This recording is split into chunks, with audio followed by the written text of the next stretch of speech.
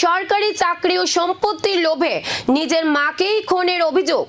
রাজস্থানের জয়পুরে প্রকাশ্যে এসেছে এক চাঞ্চল্যকর হত্যাকাণ্ড, যা প্রথমে সড়ক দুর্ঘটনা বলেই মনে করা হয়েছিল।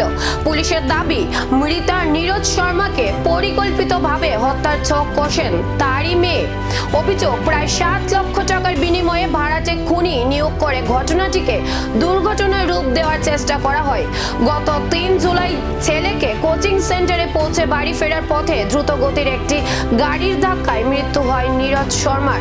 তবে সিসিটিভি ফুটেজ ও তদন্তের সামনে আসে এটি নিছক দুর্ঘটনা নয়, বরং পূর্ব পরিকল্পিতভাবে হত্যাকাণ্ড। ঘটনায় মৃতার মেয়ে আয়ুষী শর্মা সহ 7 জনকে গ্রেফতার করেছে পুলিশ। আরও এক অভিযুক্তের খোঁজে চলছে তল্লাশি। একটি দুর্ঘটনার আড়ালে লুকিয়ে ছিল কি ঠান্ডা মাথার হত্যার ছক? পলাতক অভিযুক্ত ধরা পড়লেই সামনে আসতে পারে আরো চাঞ্চল্যকর তথ্য।